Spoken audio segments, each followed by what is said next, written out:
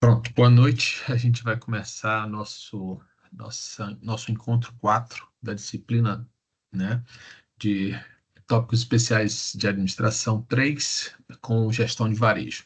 A gente está tratando nessa última unidade, né, sobre o planejamento estratégico no varejo. E eu trouxe algumas coisinhas para a gente discutir. Deixa eu compartilhar.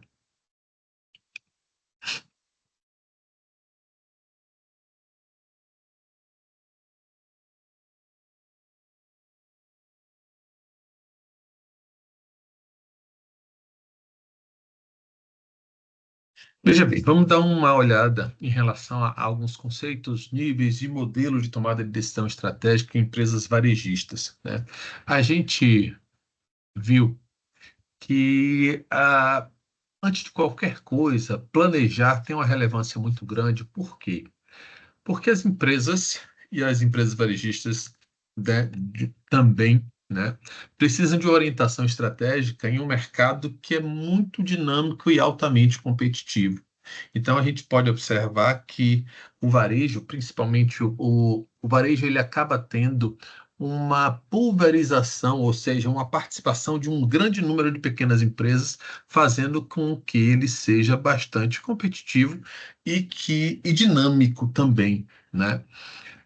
Por conta disso, ah, a gente passa a ter a necessidade de visualizar a importância do planejamento no sentido de que o varejo sofre rápidas transformações nas preferências dos consumidores, e essa preferência do consumidor ela se transforma muito a partir, né, de mudanças tecnológicas, da mudança no estilo de vida das pessoas, né, na mudança das pessoas em relação a campo, cidade, ou seja, existem diversos motivos, né, para que as preferências dos consumidores acabem se transformando rapidamente ao longo do tempo. Então, como eu disse, as inovações tecnológicas são permanentes e têm sido em alguns mercados bastante rápidas, e por isso a concorrência tem se dado de forma mais acirrada, no sentido de que a tendência de um setor onde a tecnologia avança rapidamente é tanto possibilitar a entrada de novos concorrentes, já a partir dessa nova tecnologia, ou então dificultar a permanência de quem já está, na medida em que quem já está precisa se transformar continuamente. Uma outra, então, por conta disso, por conta do dinamismo e da competitividade, o planejamento estratégico ele passa a antecipar ameaças, identificar oportunidades e adaptar a operação com agilidade. Uma outra questão também é que planejar traz um direcionamento e coerência na empresa, no sentido de evitar aquele, é, aquela ação de apagar incêndio o tempo inteiro e permitindo que as decisões operacionais estejam alinhadas a objetivos de longo prazo. Ou seja, a empresa passa a trabalhar o hoje a partir de metas traçadas que, por sua vez, compõem um objetivo organizacional. Isso faz com que a empresa tenha uma maior lucidez em relação à sua ação ao longo do tempo. Uma outra coisa é que quando eu sei onde eu quero chegar e tenho um plano que orienta as ações em relação a isso, eu passo a ter uma alocação muito mais eficiente dos recursos financeiros, humanos e mercadológicos da organização. Então, nesse sentido, o planejamento ele é de fundamental importância para o mercado, para o segmento varejista.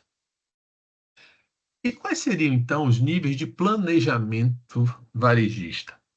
Um primeiro deles, o estratégico de longo prazo, que é definido pela alta direção, né? Foca no posicionamento global, missão da empresa, novos mercados e diretrizes corporativas globais. Então, a alta direção da organização, ela acaba tendo uma capacidade de observar no longo prazo, né? se ela tem essa capacidade de observar no longo prazo, ela passa a definir cenários, trabalhar a partir de cenários, ela passa a atuar de acordo com o posicionamento estratégico da empresa, né? Missão, visão, valores, passando para o nível tático, né? No médio prazo, elaborado por gerentes ou em pequenas empresas pelo próprio gestor, mas já é, partindo dessa visão de longo prazo para que eles possa atuar e atingir quais seriam as suas metas nos setores como compras, marketing, finanças, né?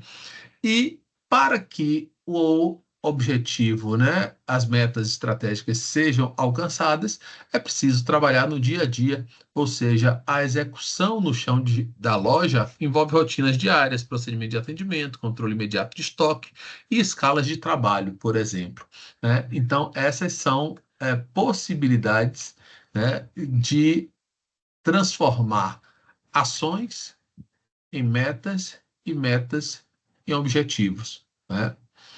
Uma outra questão também é a visão sistêmica, está relacionada à visão sistêmica do varejo, onde a gente passa a buscar a integração entre estratégia e operação. Então, segundo, né, Fauzi Matar, o planejamento estratégico no varejo ele não é um documento estático, até porque o varejo é um segmento muito dinâmico, né? E por isso a sua gestão também precisa ser dinâmica, né? Então, a conexão entre objetivos corporativos de longo prazo, a experiência presenciada pelo cliente no ponto de venda, é que vai garantir, né, que a proposta de valor prometida seja entregue no dia a dia da loja. Então, a gente passa a ter a necessidade de, ao mesmo tempo, planejar, mas que esse planejamento ele seja dinâmico ou flexível de modo a permitir que esses planos eles sejam adaptados, incorporadas novas informações e direcionamentos para que a partir daí a organização se mantenha atenta e próxima àquilo que o consumidor necessita ou deseja, certo? Ah, então, o que que a gente traz nesse processo de planejamento, né? A gente passa a ter, primeiro, a questão da definição do posicionamento estratégico da empresa, com propósito, valores, escopo de atuação e por aí vai. Assim como também uma ferramenta que é muito simples, mas muito interessante, e eu uso, por exemplo, eu uso muito, que é a análise SWOT, onde você passa a fazer um mapeamento, né, de oportunidades e ameaças, e eu começo sempre com o ambiente externo, porque o ambiente externo ele tem a característica de, primeiro, a gente não tenha nenhum tipo de controle sobre o ambiente externo, mas ele passa a influenciar todas as nossas decisões, né? Então eu brinco sempre dizendo que a primeira coisa que eu faço quando intenciono ir à praia é olhar para o céu, né? Porque se estiver chovendo, que eu não tenho nenhum controle sobre isso, então o tempo vai condicionar a minha decisão de ir à praia, assim como as organizações também passam a ter, né, no ambiente externo, a esses condicionantes, né, das decisões que se configuram em oportunidades ou ameaças. A partir daí é que as organizações vão passar a olhar para dentro e aí sim perceber que ameaças eu posso me proteger com aquilo que eu sei fazer, com as minhas características atuais, ou que tipo de investimento eu preciso fazer para que eu consiga resistir, né, ao ambiente externo. Então, a gente está vendo, por exemplo, nesse momento, uma nova carga de tarifas, né, impostas pelos Estados Unidos, fazendo com que uma série de segmentos que não tem nenhuma ingerência ou nenhuma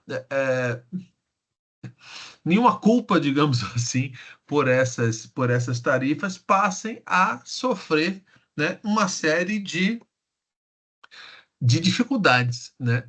E aí a gente passa a ter, por sua vez, o governo brasileiro buscando amenizar essas dificuldades a partir de determinados incentivos ou determinadas diminuição ou determinado aporte financeiro até que essas empresas consigam buscar novos mercados ou se adaptar, né, às questões. Então, a gente vê que, por exemplo, se a gente pegar o caso do agro, a guerra na Rússia e Ucrânia afetou muito o agro por conta de que boa parte dos fertilizantes eram importados da Rússia e da Ucrânia, né? O que fez com que a gente, por sua vez, voltasse a produzir internamente, inclusive na Bahia, com a reabertura da fábrica de fertilizantes, que foi iniciada pela Petrobras, no polo petroquímico de Camaçari, chamada Fafem, né? Então, uma vez que eu tenha a missão e uma análise interessante do ambiente externo e do ambiente interno, é que eu passo a definir quais são os meus objetivos, né? E estabelecendo metas quantitativas e qualitativas, para a partir daí eu definir o posicionamento e implementação do mix, né? Da minha organização, né? No varejo. Então, não foge quase nada em relação ao que vocês viram em planejamento estratégico, levando em consideração de que qual é a diferença entre o planejamento estratégico geral e o planejamento estratégico no varejo? É que você passa a ter que ter um conhecimento muito maior sobre as especificidades do varejo, lembrando que o varejo se conceitua pela relação direta com o consumidor final, né? O que em outros setores pode não ocorrer. Então, falando nisso, a gente passa a ter um foco 100% no consumidor final e que o propósito da empresa deve ser responder de forma clara a seguinte questão: quem é o nosso cliente? Quais necessidades atendemos? Qual é o nosso diferencial competitivo? E uma coisa, minha gente, que eu sempre repito, porque eu acho assim importantíssimo, é que a gente deve se perguntar sempre qual necessidade nós atendemos e não os produtos ou serviços que vendemos. Por quê? Porque qualquer produto ou serviço existe para quê? Para satisfazer uma necessidade. E observem que necessidades elas se mantêm. O que se altera é o modo pelo qual as organizações passam a atender essas necessidades. Então, mudanças tecnológicas, mudanças comportamentais fazem com que os produtos se alterem, mas a necessidade continua. E por isso, as empresas que se mantêm no longo prazo são aquelas empresas que mantêm a capacidade de se transformar, de se modificar, mantendo a capacidade de atender às necessidades dos clientes, alterando produtos e serviços, né? Então, isso é fundamental. Então, ter uma missão bem definida, né, vai orientar o quê? O sortimento de produtos, precificação, formato da loja, padrão de atendimento. Por quê?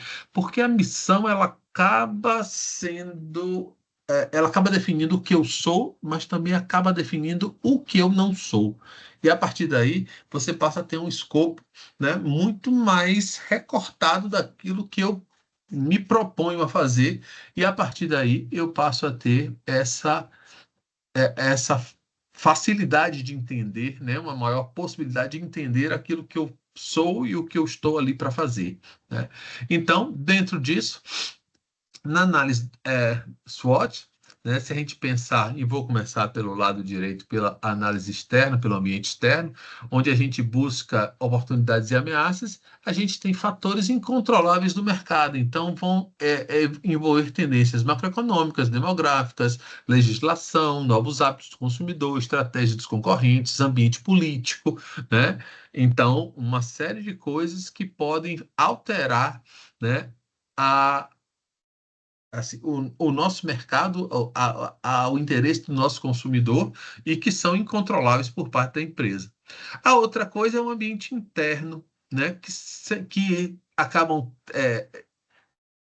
se desenrolando, né, nas forças e fraquezas da organização e que estão sob controle do varejista. Então, inclui localização de loja, reputação de marca, eficiência na logística, qualificação da equipe, tecnologia de informação, saúde financeira e por aí vai. Então, muitas vezes as pessoas confundem, né, e acabam fazendo classificações errôneas, no sentido de que tudo aquilo que está relacionado à minha organização é voltado para o ambiente interno e podem ser classificadas como forças e fraquezas. Aquilo sobre o qual eu não tenho nenhum controle, né, e que está fora da minha organização, é que acabam se configurando como oportunidades e ameaças.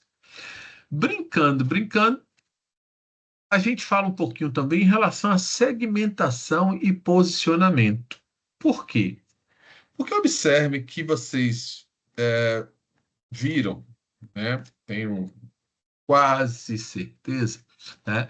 Em planejamento estratégico, quando o Porter traça aquela questão de você trabalhar num alvo estreito, ou um nicho de mercado, ou um alvo amplo.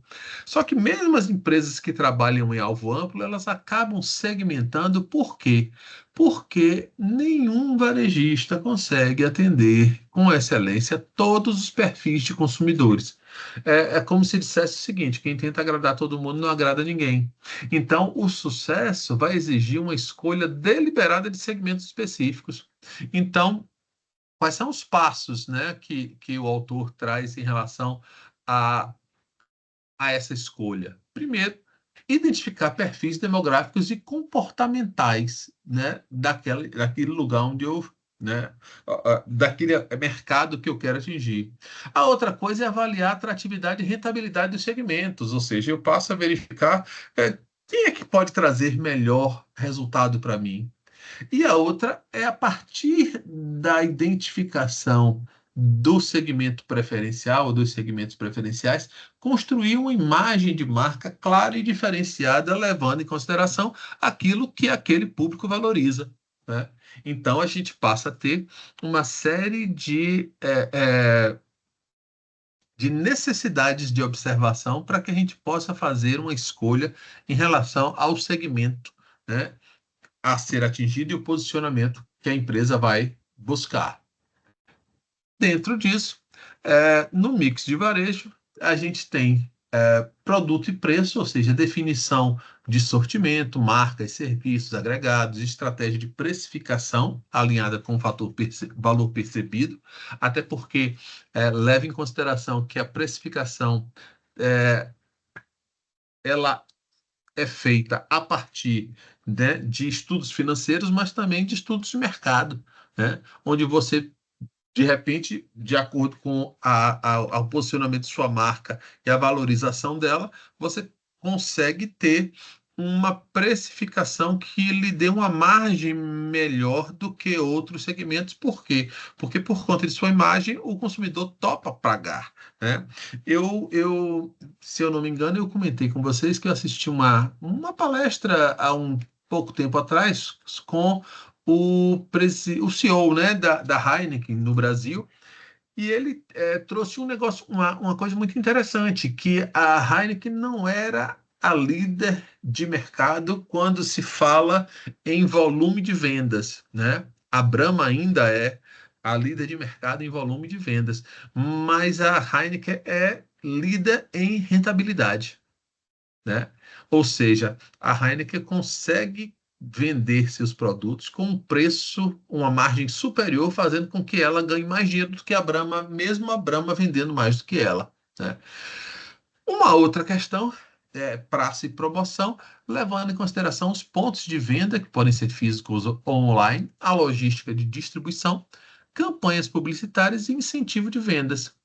Então, além disso, temos a questão do pessoal e apresentação, onde há o treinamento da equipe de vendas, né, a cultura de serviço e visual de merchandising e arquitetura comercial também é importante, na medida em que o visual e arquitetura comercial ela acaba também sendo um fator de atração ou repulsa, né, dos seus consumidores. Como é que eu, em relação a controle e avaliação, minha gente, eu tenho alguns indicadores de desempenho que são interessantes para, né, que vão avaliar determinadas coisas com uma certa frequência e, e sinalizando algumas possíveis correções. Por exemplo, Vendas por metro quadrado. O que ela avalia? A produtividade do espaço físico da loja. Quando é que eu devo medir isso? Todo mês. E se não tiver satisfatório, o que eu posso fazer? Reorganizar o layout de exposição, né? Não sei vocês, mas eu muitas vezes entro em algumas lojas que eu não encontro nada. Tá tudo lá, mas eu não encontro.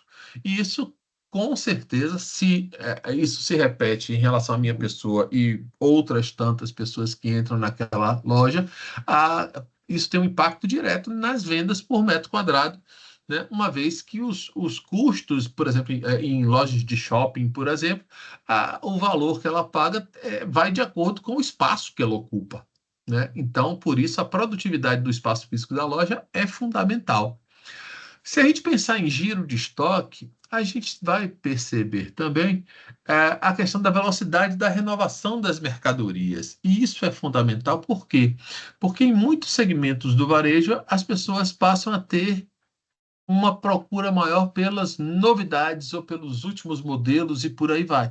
E quanto mais demorado o giro do estoque, né, maior a necessidade de você queimar estoques, esse estoque através de promoções, o que pode reduzir a sua rentabilidade, ou da sinalização da necessidade de reduzir compras, né? Então, você está comprando demais em relação àquilo que você consegue girar.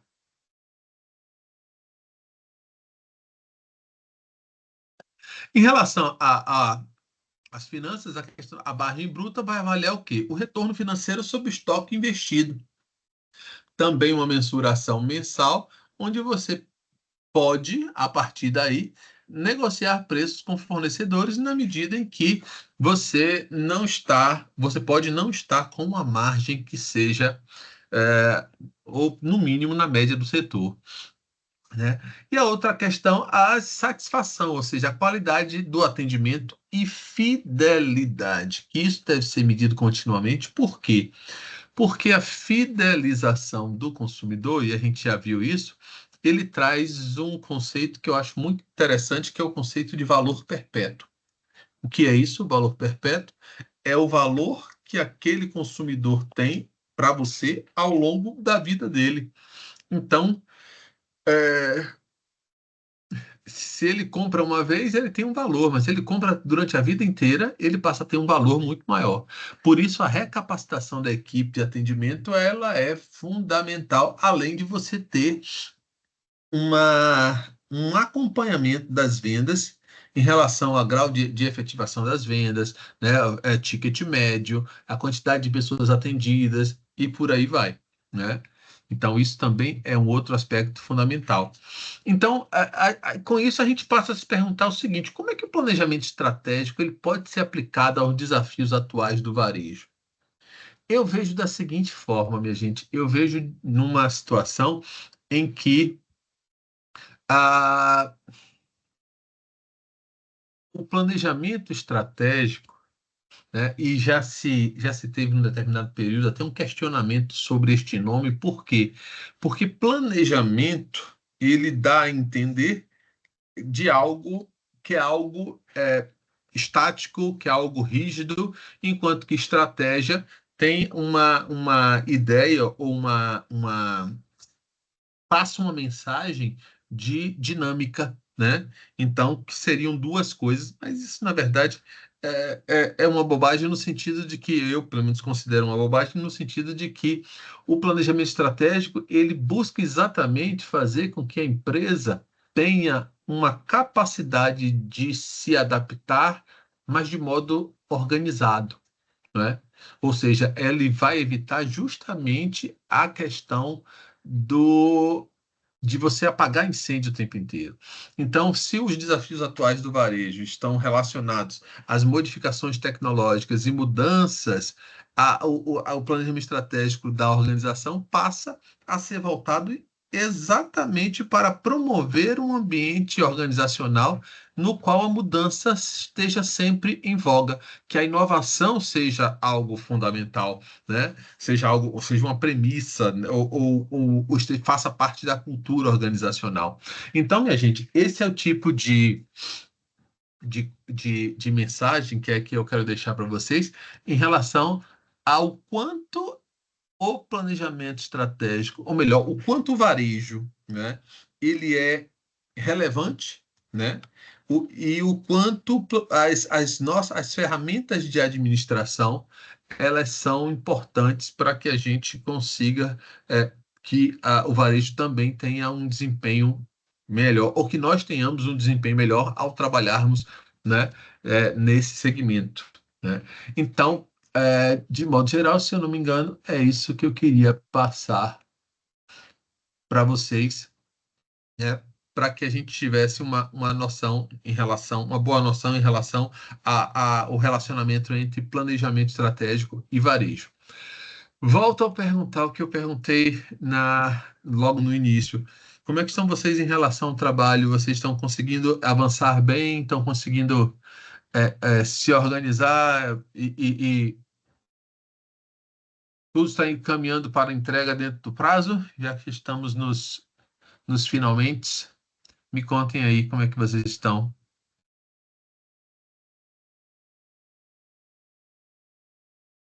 Sim, professor, para mim tá tranquilo. O senhor explicou da última aula, não foi?